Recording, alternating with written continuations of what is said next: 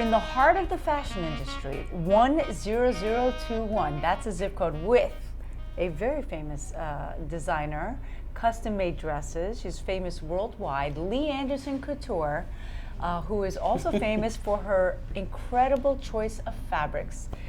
Lee, what a pleasure to be here. Oh, I'm happy you're here. We're so excited. I mean, your designs are gorgeous. They're breathtaking. Thank the colors, the fabrics. I don't know where to begin. You've been in the fashion industry since 1980. Yes. When it was just booming, and fashion was very different back then. Tell us a little bit more about you entering the fashion industry. Well, I think when I began, it was very glamorous.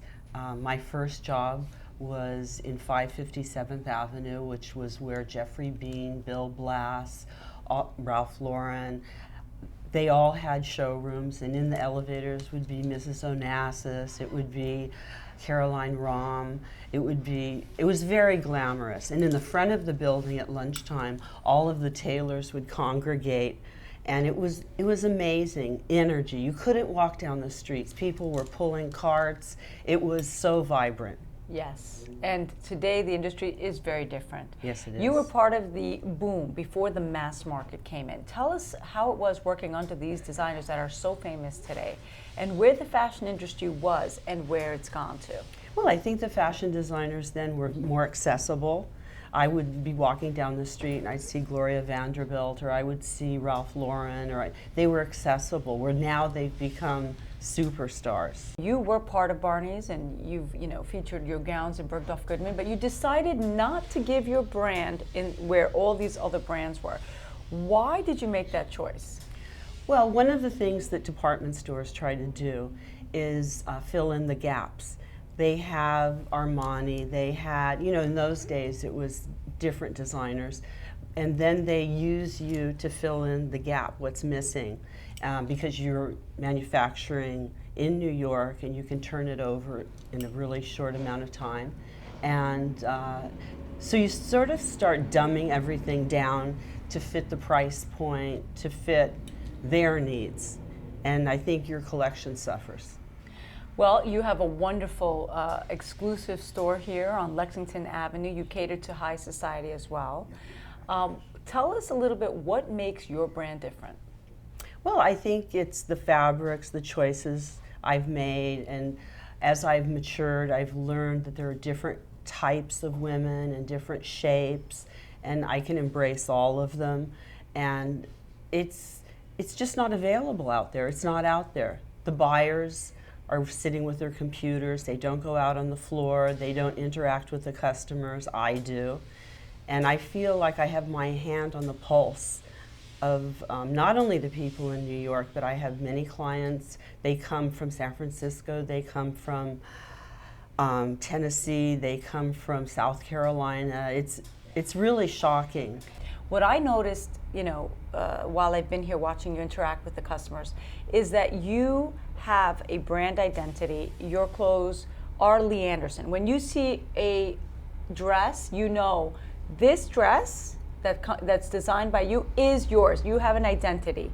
And you also have the, shall I say, special touch of understanding what cut goes with each customer, what each customer's style is.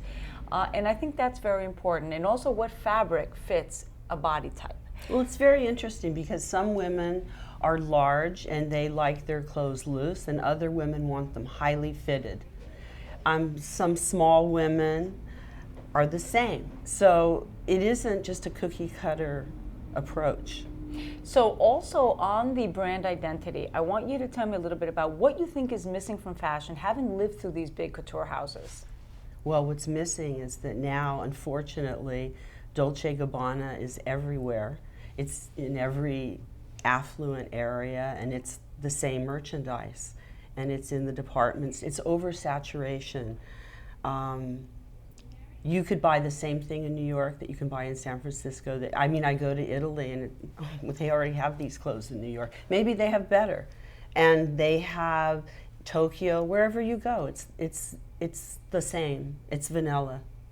Your designs remind me of different eras. What inspires you when you design? Well, I think definitely I was influenced from the time I was a teenager and through my early 20s by the culture that was around me. I was influenced by, I think Jacqueline Kennedy was the first real style icon, Audrey Hepburn, Grace Kelly. It's a cliche, but I think film influenced my design. What do you believe is the reason that fashion keeps coming back, every era keeps coming back? I guess nothing's new. Nothing is really new. It does. It's very strange how sometimes keeps reinventing itself. Each it's era, true. Every other year. So no, save it's your influenced clothes by the because they're gonna come 40s. back. It's influenced by the 50s. It's influenced by the 80s. I've noticed that your fabric is quite different. When I touch a Lee Anderson dress, the quality is impeccable. It is fabric that I do not see with other brands. Where do you find your fabric, and how do you choose it? I shop for fabrics all over the world, and it includes interior design fabrics, it includes French fabrics, Italian fabrics. Some people come to me and I shop here, and some people I have to go to in the garment center, and then I go to PV, which is Première Vision in France, and everyone is represented, all the Italian mills, all of the mills.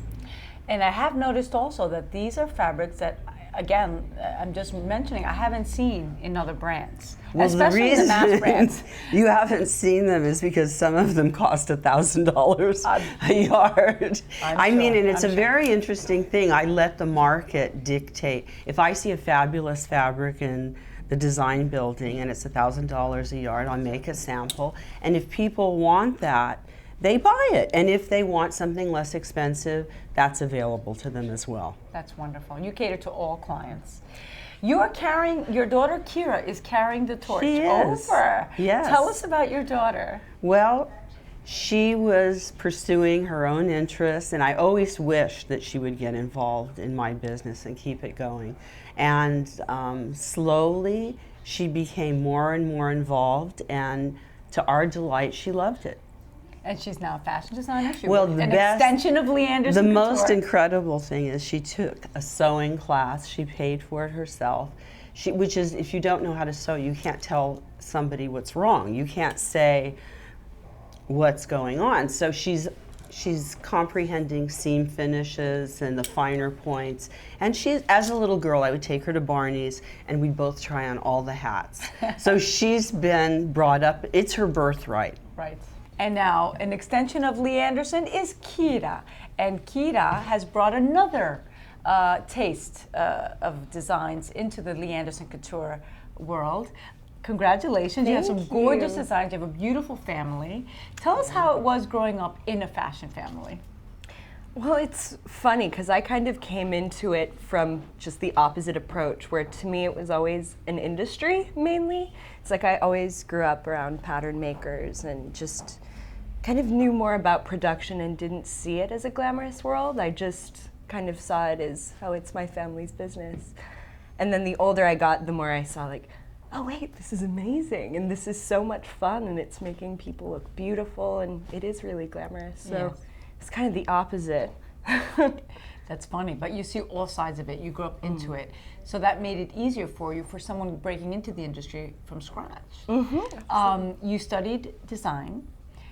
What do you bring to the continuation of your mom's style? How different are you and how similar are you? How has she influenced you and what have you brought to her that's more modern?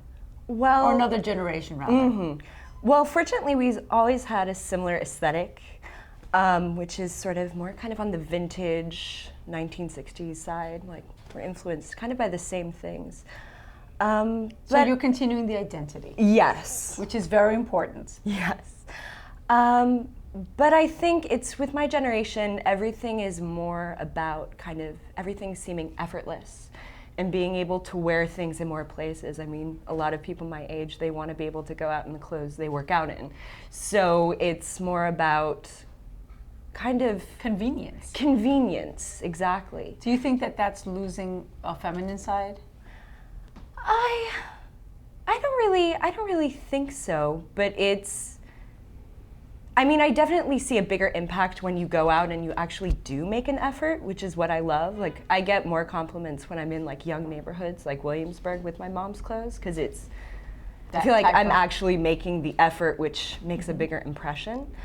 But I just I've become more interested in making basics and kind of just having one go-to piece that makes me look fabulous and I can go out and I don't even have to think about it. The new generation of Lee Anderson, you go out and you do market research.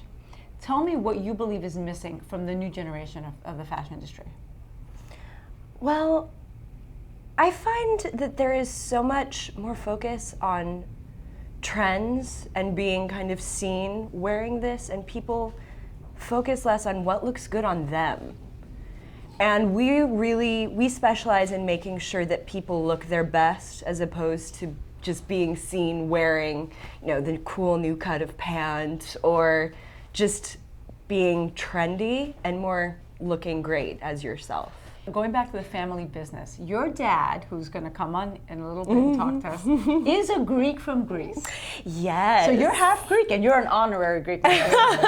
So tell us about growing up Greek in America with an American mom and a Greek dad. Well, How have you embraced your Greek culture? I think in the United States, Greeks have a reputation that it's really hard not to embrace it. We're known as such like warm, fun people that always, we enjoy life. And when my friends have met my family, they've always said, you really seem to enjoy being alive. And I think that's the Greek part of me. And you go to Greece all the time. I do. What do you love about the Greek culture?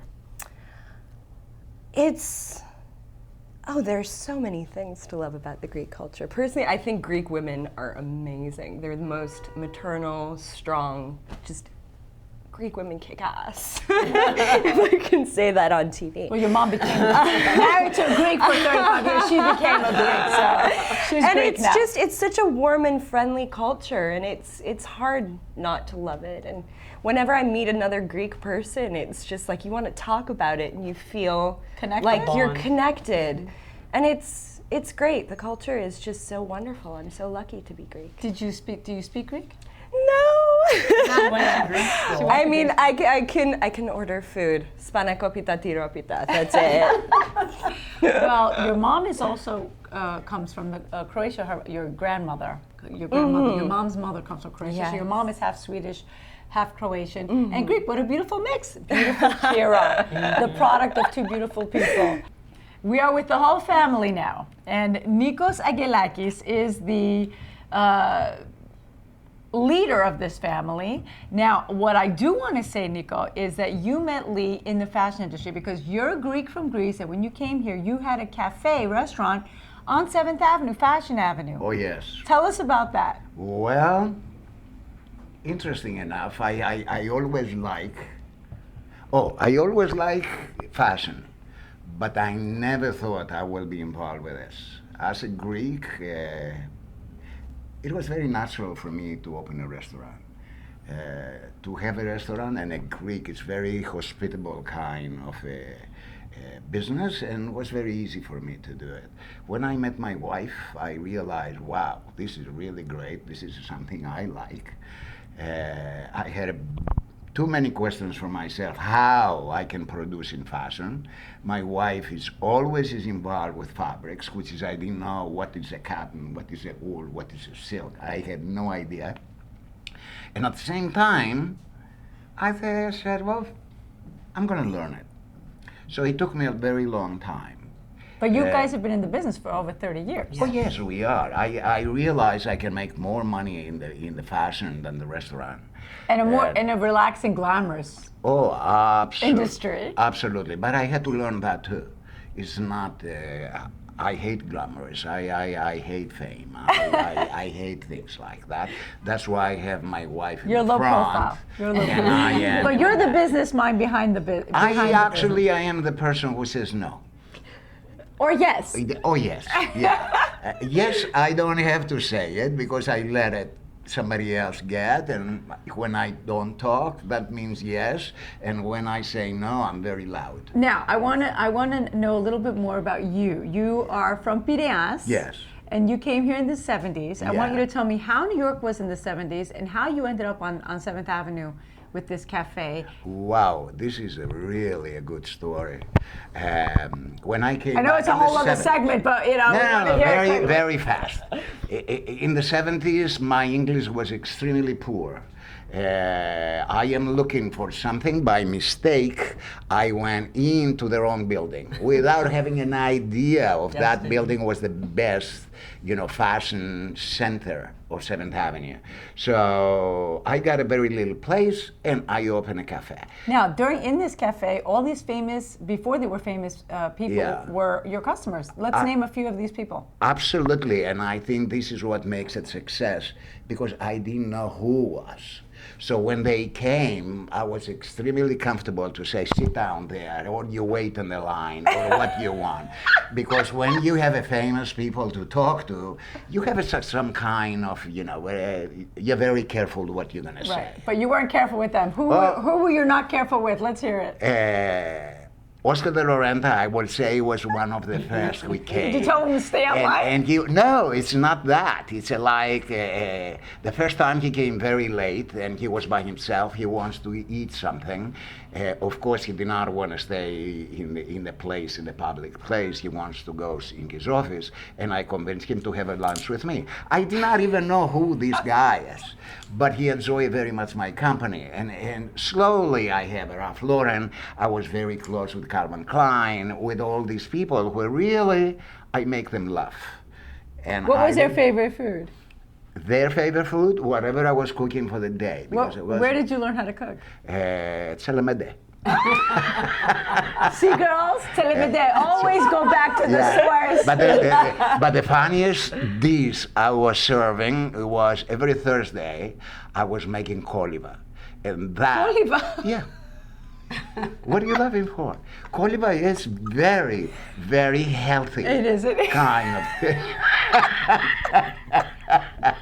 to the point, my workers, every time I serve coliva, they were doing the sign of the cross.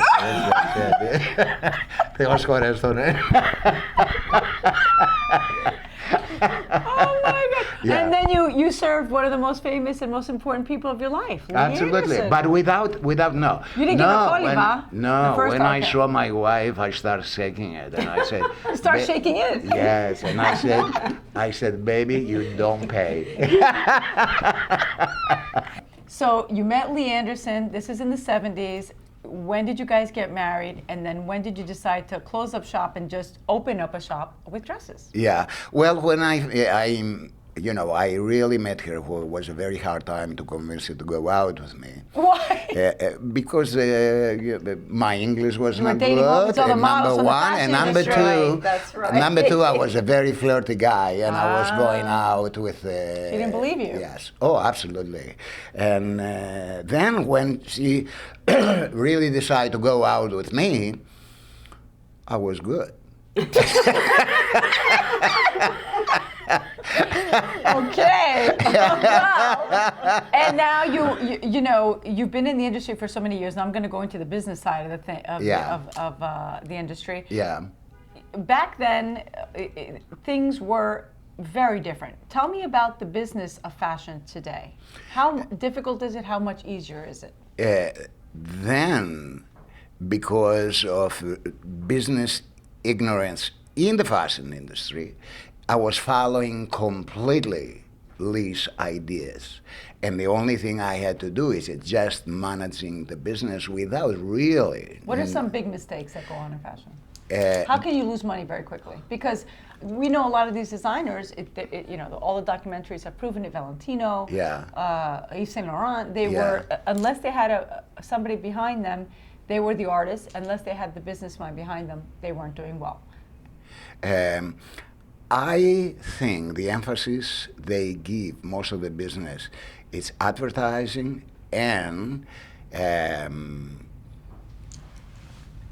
all the emphasis is about the brand, and it's not about fashion and designing. The business have a very big influence to what the artist is going to be, because you are looking the fabric cost, you are looking the labor cost, you are looking about this. Artists wants to express themselves the way they want it. So you have to have a control of this, you know, to, let's say, Control the artist. No, put a parenthesis to what you can do and what you cannot do. You said no all the time. It's How not hard all- was it working with your husband? We have to Many talk about it. designers have said to me they wish they had Nick, and I said, really? And what would you do if Nick said, you can't have that extra sample maker, or you can't, because it wasn't financially in viable. favor? And they don't really want to take that direction. They have their own vision, and they follow their own instincts, which may not be good business instincts. Married to a Greek, you're an American. Tell me a little bit about that. Well, I couldn't understand him for the first 2 years. I'm serious. Like, I would listen really hard, and because he had a very heavy accent. And probably that's why we're still together. But you had a little similar background. Your mother was from... Well, he reminded me of my mother, actually, because my father was very cool and very contained, and my mother had more of a temper and more colorful. But no, Nick was the most charming man. He had lovely table manners. He took care of everything. He was amazing. Don't look at me. Aw, you were good, Nico. You were good. He was very good. Yeah. Tell me about embracing the Greek culture. I mean, is the family more Greek, or it's both cultures? I think it's both cultures. Somebody asked me an interesting question about being married to a Greek. They asked me about my religion. I said, well, you know, my daughter was baptized in Greece, so her yaya and everybody was happy, and I was happy. My husband was happy. And then she came and she went to Convent of the Sacred Heart. So then and they said to me, you're only baptized once. You could be part of everything. And I think she considers herself Greek Orthodox. Do you? Yeah. Yeah, absolutely. Yeah. How easy was it working with your husband? Do Well- you think a relationship gets stronger, or is it a Oh, I little bit more definitely tired? think our relationship lasted because we worked together. We have everything in common. He's my best friend. Yeah, we are friends. No,